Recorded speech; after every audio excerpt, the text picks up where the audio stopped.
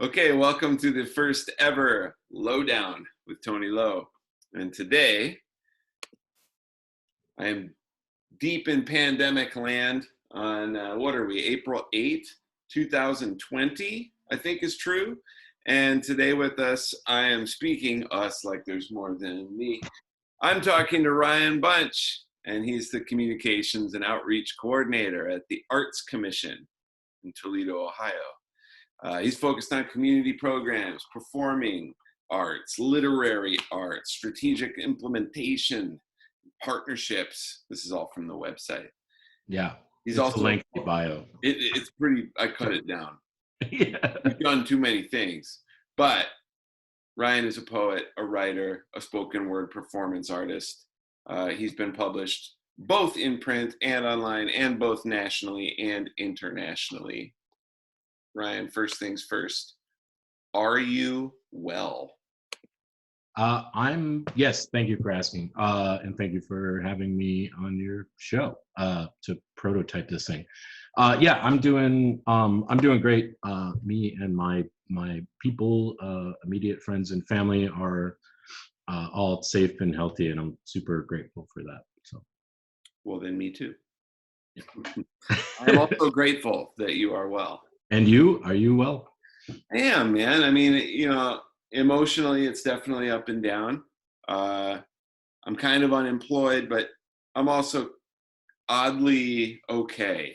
I'm doing all right. I had some, my family took care of me when I came back here for school, and not everyone has that good fortune. So I am very lucky to not be starving. Now we'll see ask me in a month or two. Okay. That's when it's going to get interesting. Yeah. Well, I hope all remains okay. Yeah. Well, we shall make it so, Ryan. So I don't know where to begin except to ask you, what is the state of the arts in Toledo? This is a new thing. We've had like an avalanche land on us as a community. Yeah. Yeah. It's a weird time. I don't want to focus, too much on the thing because we're all doing it. But it's that you can't ignore the context either. It's just a bizarre time. I'm sort of fascinated by this sort of dual thing that's happening right now. So I'll give you my quick elevator, just sort of life, the elevator speech, and then we'll dive somewhere. We'll wind up in Toledo. There's really like three primary eras of human evolution, right? There's agricultural, industrial, and then this sort of digital age, which launched with the internet when Al Gore invented it. Thank you, Al Gore, in 1994-ish, right? So historically speaking, it's a sliver of a thumbnail in time.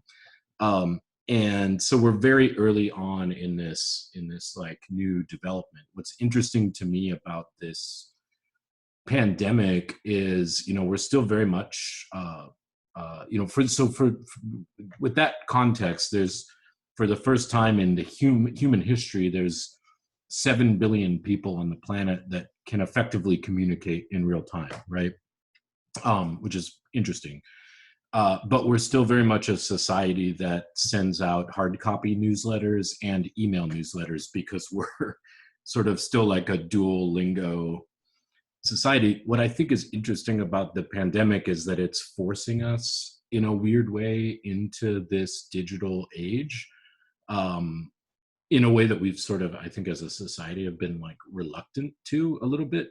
Right. So, but in a very strange way. So like, because everyone is isolated and at home, we're like personally sort of funneled back into this very sort of organic analog life. Like everyone's making bread and pasta, from scratch, and because they don't want to go to the store, right? But at the same time, our craving for sort of interaction has forced us fully into things like this, where instead of sitting down with you, we're sitting down very far apart, but there's like, it's weirdly a little bit more intimate because I can see the stuff that's hanging on your wall. I can see a guitar behind you. You're in your own living space. Oh yeah, that's right. And vice versa. You're probably going to hear my dog bark at the mailman or something here pretty soon, right? So we have like, it's very disconnected, but weirdly more personal and like hyper digital and hyper analog at the same time. So I'm curious,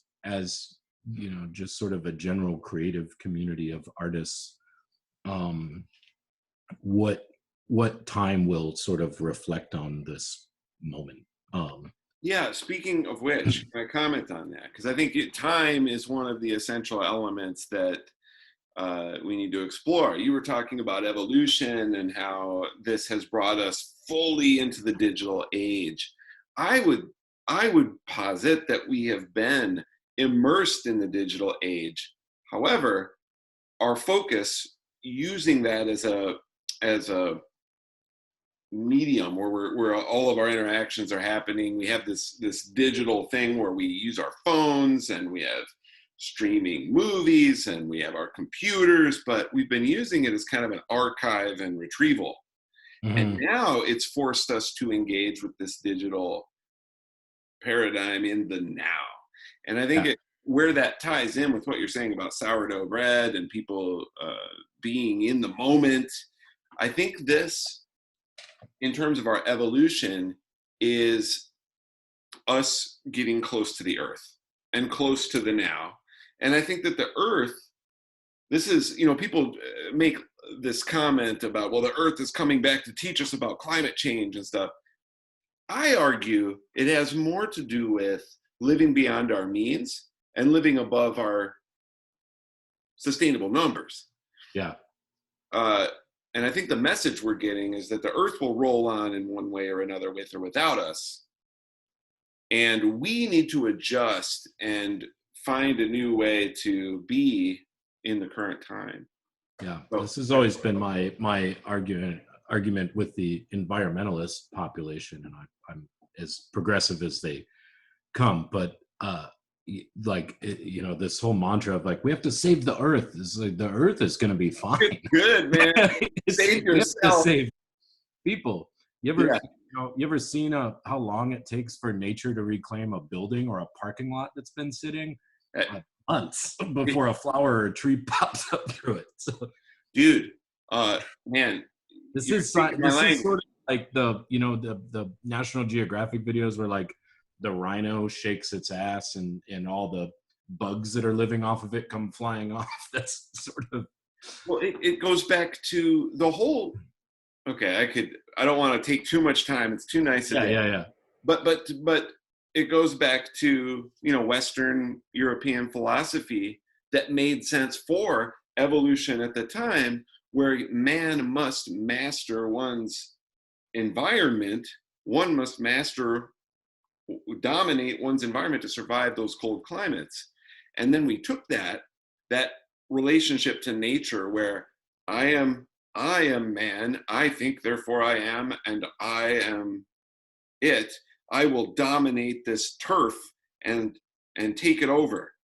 And that's why we didn't understand as white people, I don't mean we personally, but I'm saying white people and Western Europeans didn't understand the cultures of indigenous people that were close to the earth. Does that make sense? Yeah. They were failing to conquer their environment because they were living in harmony with the environment. Right. And we blew it. Yeah. So just one thing to keep in context, right? Like the one of these sort of grandfatherly adages that we all grew up with is like, that's the best thing since sliced bread. I was just curious. I did a quick Google search. During the last global pandemic, sliced bread hadn't been invented yet. So that, just to put in context, that's how far a technology is gone. Only 100 years ago, man. Not that long. So now that we've solved the pandemic, Toledo Arts are, I don't know, doing great. Yeah, so you were here. How long have you been gone, Tony? 10 years? I left for California in 2007, Okay. and Yeah.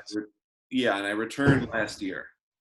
Yeah. So I guess I would pose the question back to you. What does it look like from your angle in that? That's, I've been here the whole time, and you sort of, change is incremental, and so obviously a lot's changed, and I could sort of tell you from my vantage point what that is, but it probably feels way different from your end because it's a very different city now than it was in 2007.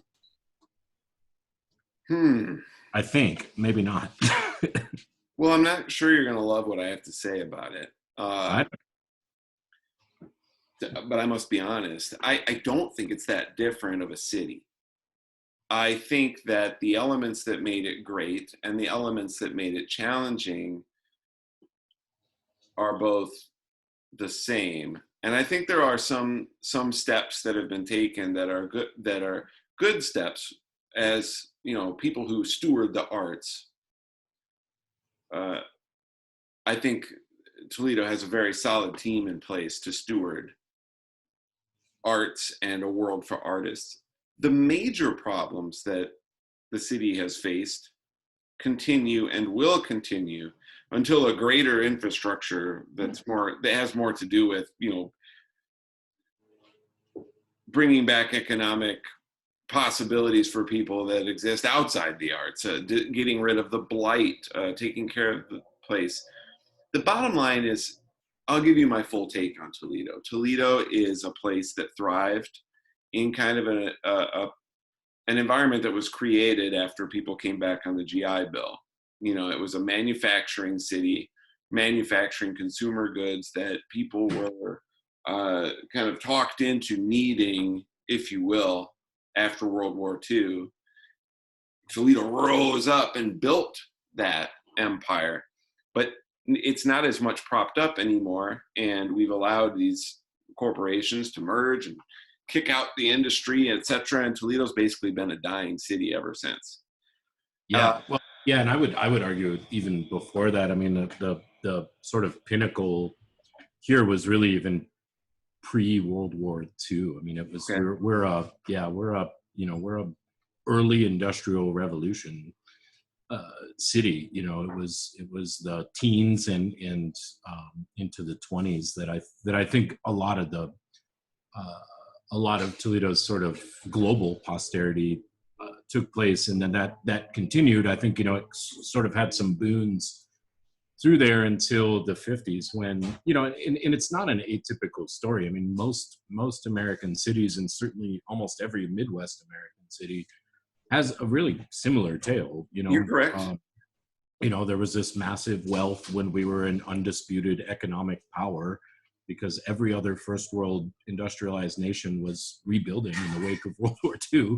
And we were the only ones that didn't have to fight on our own soil and mass produced things, which led to, a boom in the automobile industry, the American highway system, suburbs, white flight, and then massive, redlining and massive economic decline, and then centralized poverty for communities of color.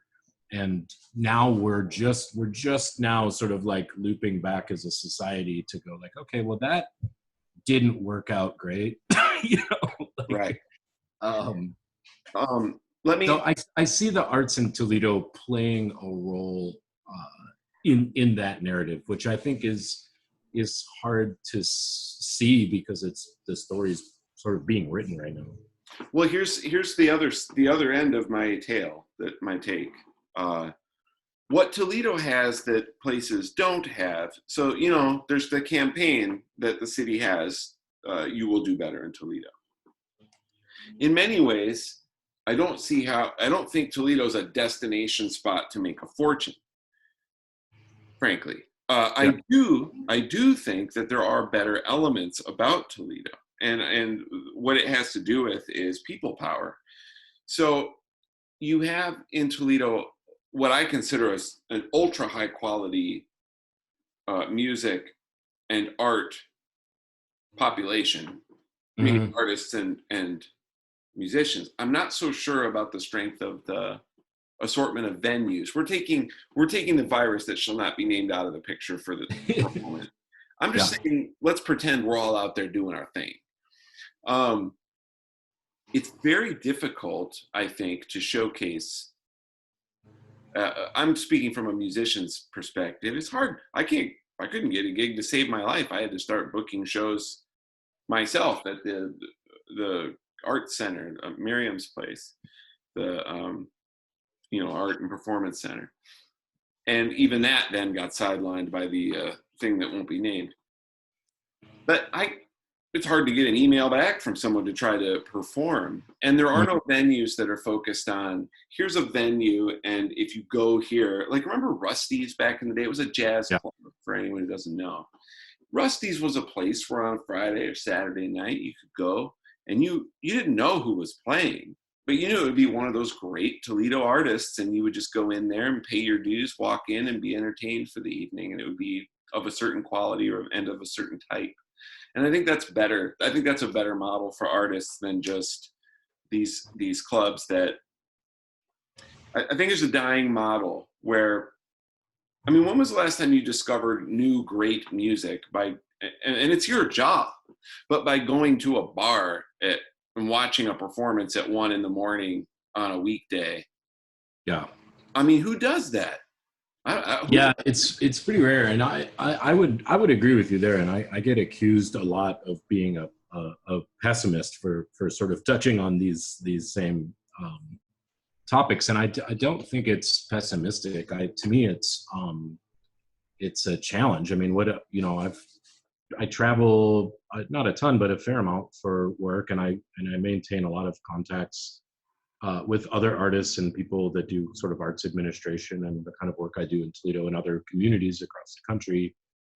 And we're in a really unique state in a lot of ways. And there's, I think there's sort of two components, three components to this. One is Toledo is the only major city in the state of Ohio that doesn't have a dedicated funding stream for arts and culture. So a lot of cities work on like a hotel motel tax, or some foundation that exists. The Kresge Foundation in Detroit is a great example. It exists exclusively to fund the arts, and I think what that access to direct local funding does is create sort of a healthy sense of competition locally that drives people to be innovative and creative and sort of strive to kind of outdo each other in a very healthy way. I think creatives need competition. You need to see somebody that's a better player than you to Yeah, go like,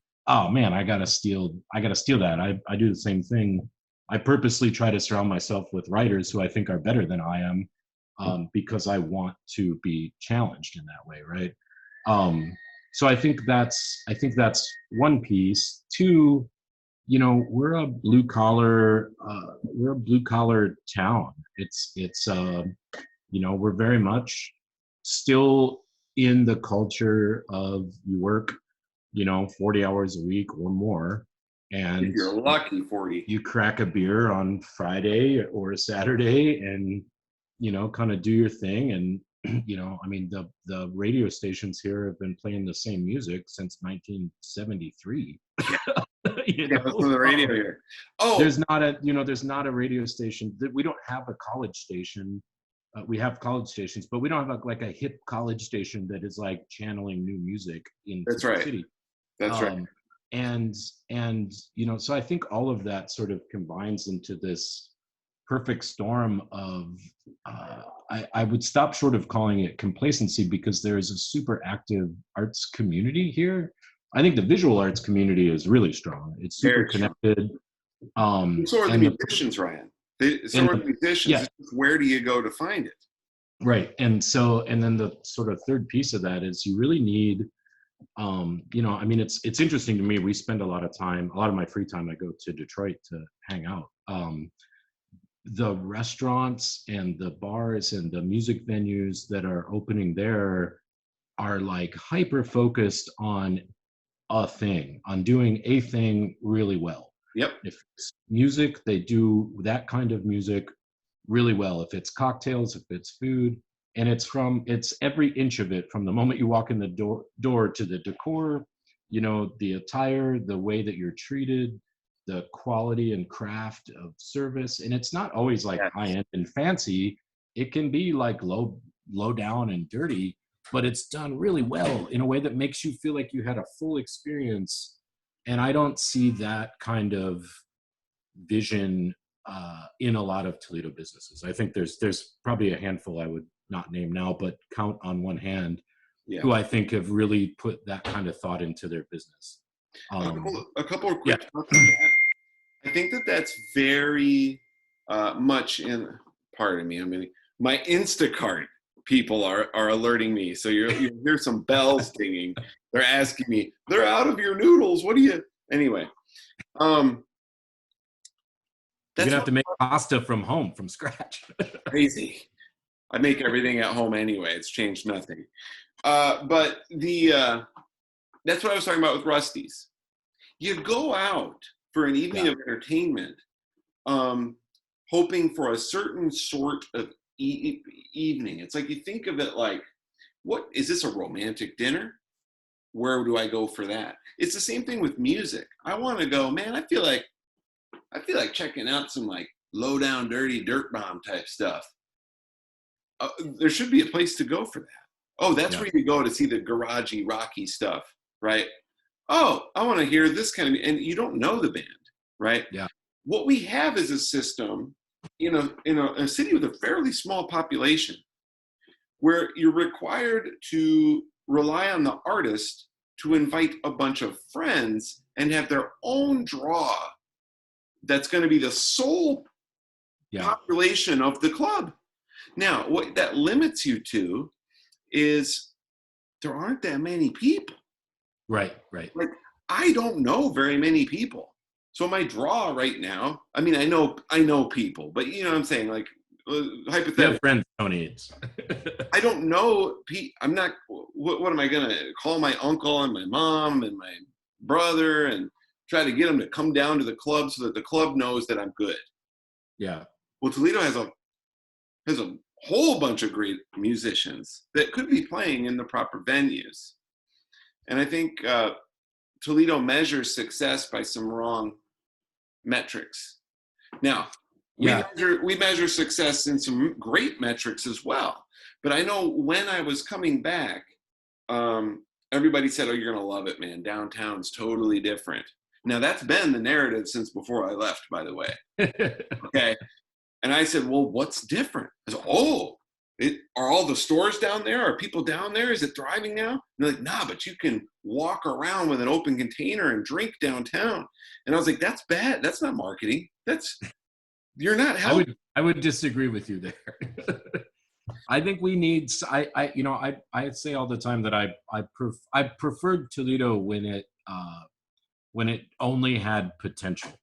There was a moment right around when you left, for me, that it felt like no one gives a shit about this place. No one's paying attention. And that means we can make it anything that we want. And just enough people, in my estimation, cared. And it, I was always like, my dream is like to buy the sky buckets from Cedar Point and have that be our public transportation system, right? Like it felt like a place, if you were going to have a ridiculous city, that this was the perfect place to do it, because who fucking cares? But just enough people sort of went down that road that I think we got to that like investment and some other things started to come, and it's gotten a little bland.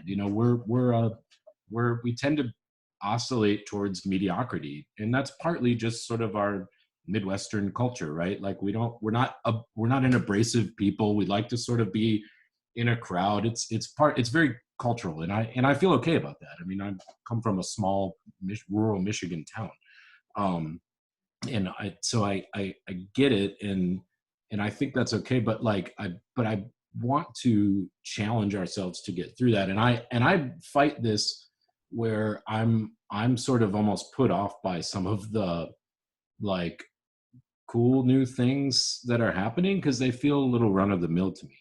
I think that what's great about being able to hop on a golf cart with an open container is we have to have something here that is interesting and that's not just like, opening up a little book of like, oh, here's the manual for what a nice little city looks like. I like it that it's like a little edgy and weird and Oh, I like edgy, crazy. weird.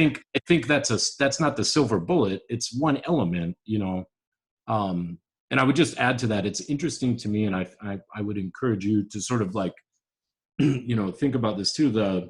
Okay. The weird phases of Toledo. You think like, you used to have Rusty's, you had Frankie's in the main event on the east side, you had all these clubs downtown, right? Like, so you had this sort of like great historic music scene and this like really absurd like club culture. Um, and then all of that, but you didn't have anything else. Apart, like it wasn't all that safe. There was nothing to fucking do. There was no other like just normal places to go. There was no parks. There was no green space. It was visually not an appealing place to be. All of that stuff went away, and then all of that other stuff showed up. So now you got parks and green space and the riverfronts being redone, and like all of this stuff. But you don't like if we could. It's like, why do we have to have one or the other? If you Right. could smash those two things together, you would have a great city. So I'm hoping that Toledo's sort of always been like a great idea in maybe the right place or maybe the wrong place at always mostly the wrong time. So what I'm hoping is that we're working towards like, okay, let's put all those pieces back together, Well, this is all in the now. right place. Now, this is why why I appreciate you so much, uh, and I really mean that, because I actually think that Toledo has the right chess pieces on the board. In other words, Toledo has an end game. I Yeah. believe. Now, I'm not trying to sound like I know everything about Toledo, but just from my observation, having left and come back, there are a lot of really wonderful things about the San Francisco Bay Area, and there's a lot of real good reasons why I came back here to finish school. Sure. Unaffordable out there. I had a career, but I had to travel to have that career. I could afford to live out there because I didn't like spend all my time there. I was working elsewhere. You know what I'm saying? Right. But the thing is, it sucks to live there on a certain wage. You have to be very wealthy. I think that the reason that these really great cities, and you can name a bunch of them that are super hip, they're going to now experience the bursting of a bubble. I think Yeah. the way the economy is and the way the world is, guess what's going to be really valuable in the very near future? Things that last a long time. And Like, water. like the old West End. And we might have more fresh water than anyone on earth. Yeah. You know what I'm saying? Like, welcome to the Great Lakes. It's Yeah. a thing. And Toledo itself is the right kind of distance from the lake. Yeah. I don't know what that means. We're a tribute. I think the analogy is we're a tributary city, right? Like, Yes. we're not like people. All those cool people that I always joke like you're never that far from Toledo. All those cool people that you meet in all those other cool cities Right. from somewhere in Ohio, like, and most of them have like at least a family member that lives in Toledo. Like True. So when those economies burst and those people come home, they're going to move back to Cleveland and Chicago and Detroit and Indianapolis and Pittsburgh and these other cities that really could use them more. And Well, and also, Toledo's never gonna be a destination for any of those people. It will be an overflow and a runoff city, which I think I don't want to live in a super hip city because it's kind of annoying, and I'm older now than I was when you left. So I probably wouldn't have said that, 13 years ago. But now I'm like, I go to those other places and it's great and it's fun, but I'm ready to get out of there. I predict it will be a destination city. And I mean that in a different kind of way than how we think of it now. See, Yeah. now we think of it like willing brain drain. Like, okay, I've made something of myself here, and now I'm going to get to a bigger fishbowl so I can grow. I think Yeah. that's wrong thinking in this time. I think now people are realizing, gee, if we take all the people and we stack them on top of each other in a few key locations, that's not a recipe for national success. And I think it's going to be desirable as we live closer to the earth and closer to the do-it-yourself. And I'm just going to stick with my 11 great friends and not sweat trying to be in a city where there's millions of people I don't know. I think that's going to be less and less appealing. And cities like Toledo that already have these great houses and have this great, you know how much I appreciate parking here? You have no idea. That, but also on top of that, what Toledo has that makes it so stubborn and annoying when it comes to growth is what makes it endure. And that's that it's a city for preservationists. Yeah. People dig their heels in like nobody's business. I've never seen anything like it. No, it is. It's the culture here is undeniably unique to anywhere else I've been, and constantly validated by other people that come here. You know, just personally or professionally, they're like, "What are you guys doing?" And they're amazed. It's not a slight. They're like, "This is the sense of community, the determination." Yes. And the like deeply personal intertwined relationship to drag this thing up out of the mud is amazing, and it's what keeps me here. And you have a few key players, and you're playing the game right with them. We have you, for one. We have the library, and let me tell you what, with Jason at the helm, incredible, yeah. I mean, how could you choose a better steward?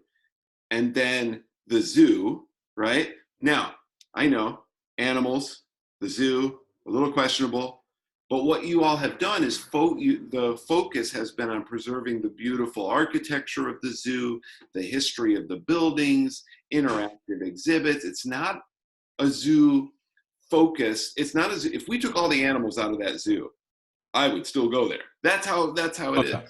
Largest collection of WPA era buildings in the nation. Well, and displays and it's gorgeous. Information and knowledgeable folks and the old West End, preserved Victorians. I mean, the art museum is. I'm going to tell you right now. I don't care. People might disagree with me.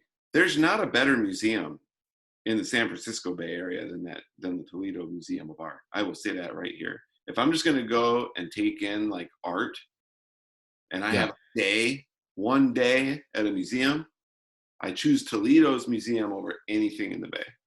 Yeah, unless it's a special exhibit I want to go see.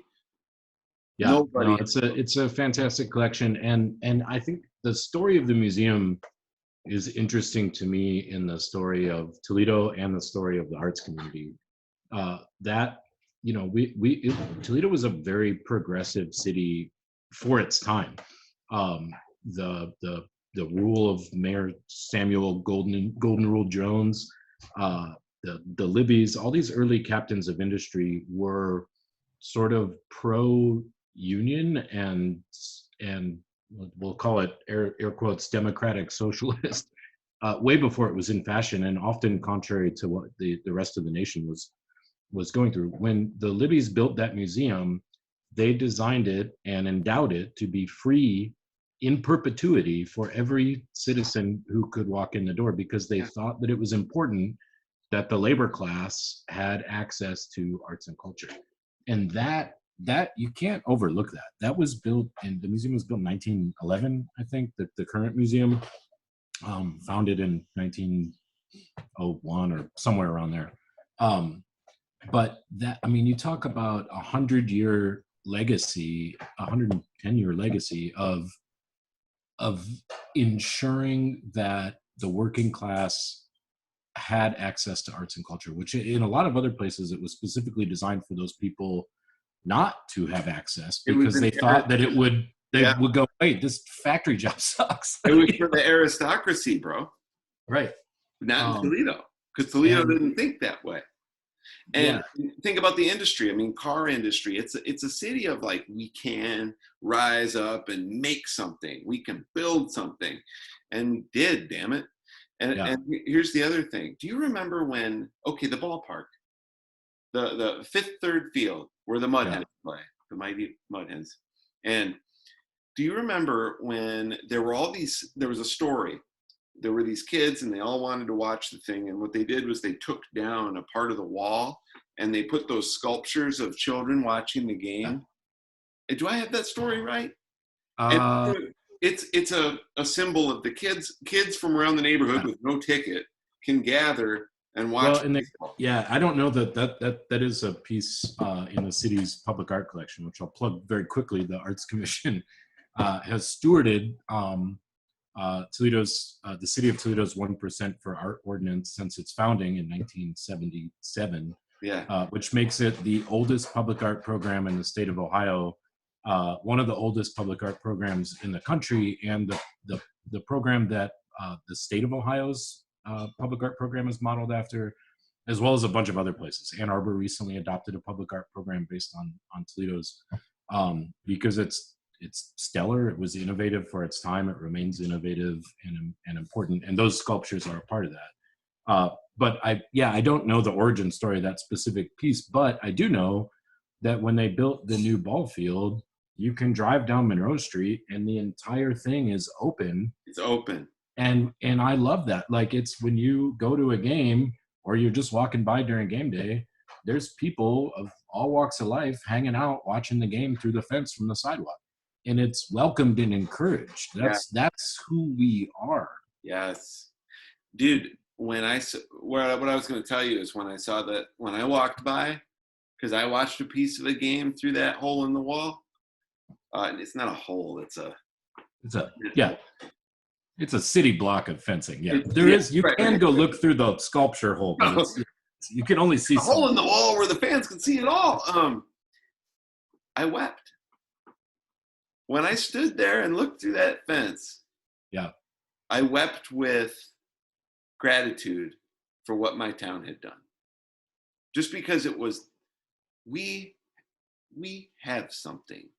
And that's just part of that Toledo spirit where people fight for and stand by anything, that's here. Because when I say we're archivists and preservationists, it's the same thing that makes a starvation economy bad makes the people who come up in it resilient and sure, and tough. Yeah.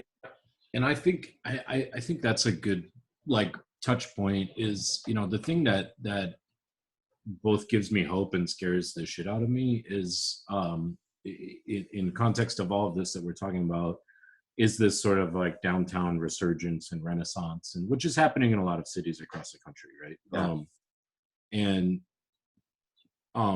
Because of the history of redlining and white flight, I know these numbers. Let me scratch them out of the back of my head. So about a third of the city's population lives in the immediate downtown area and the surrounding suburbs.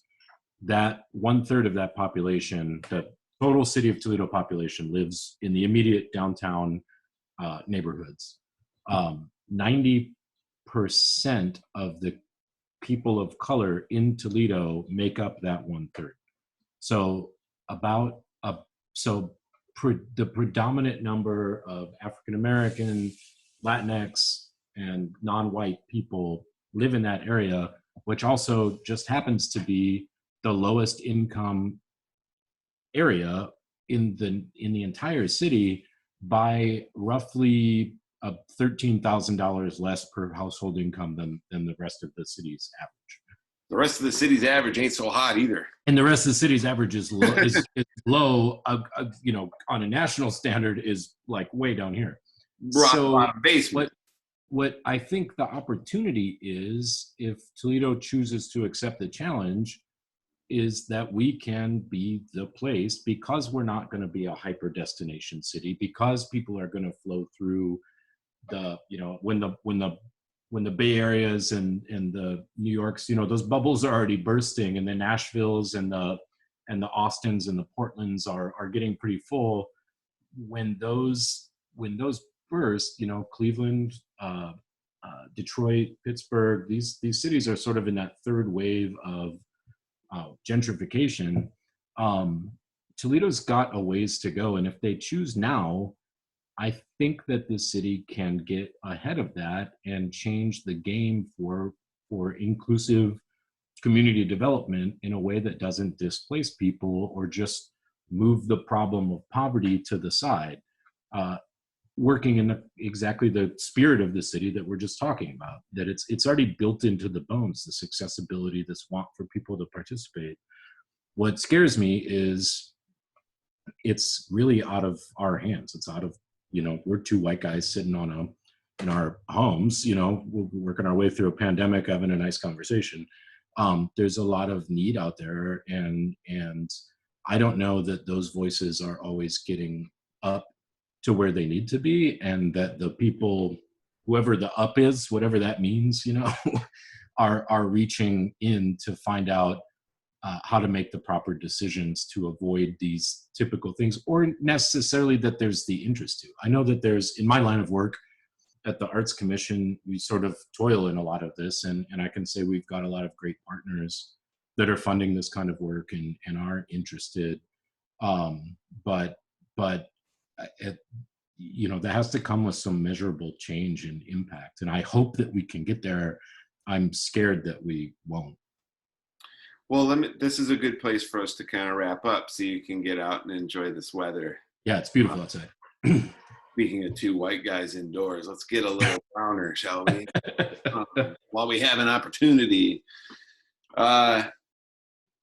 So I'm hoping that this show in time will be a platform for some other voices besides two white guys opining on stuff.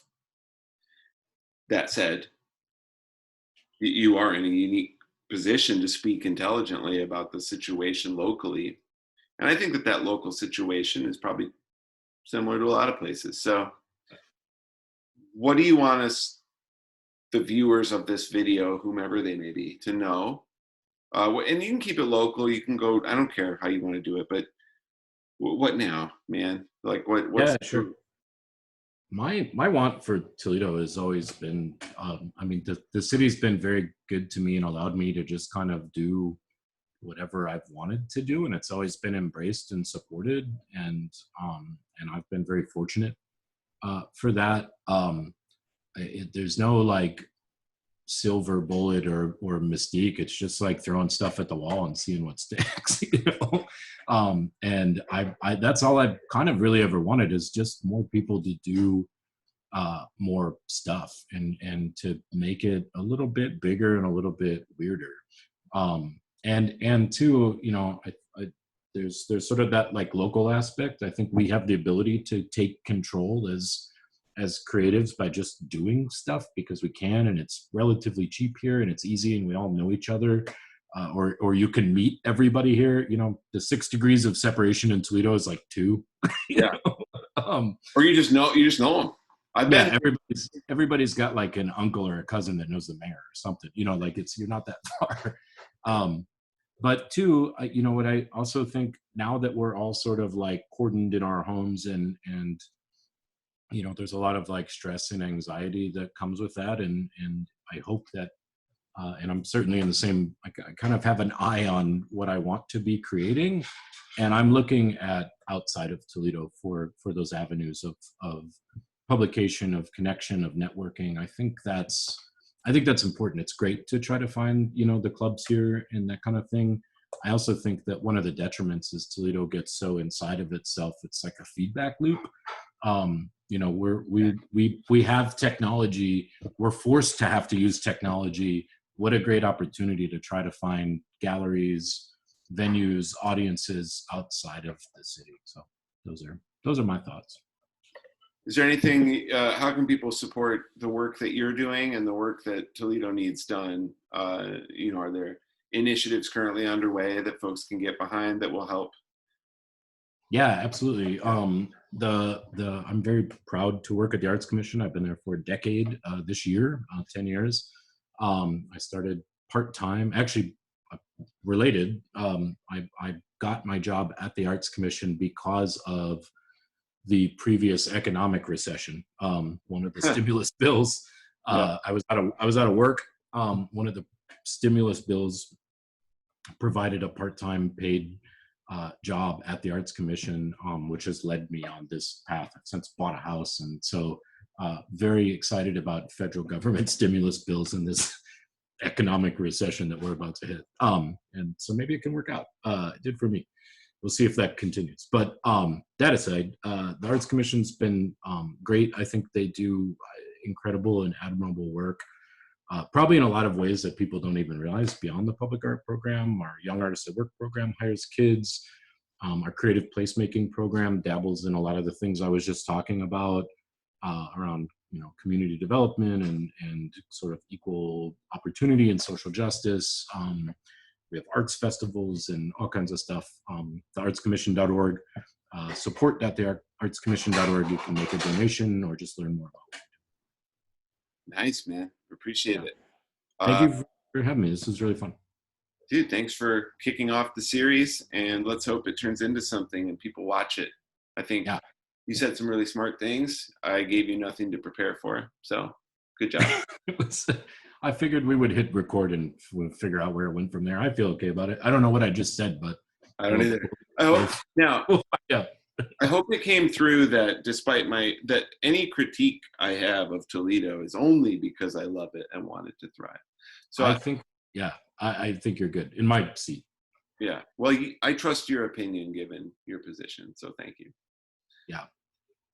All right. It's hard not to, it's an active physical relationship to live in this city that often feels like mud wrestling. And when you're on top, it feels great. And then sometimes she gets on top of you and she's heavy.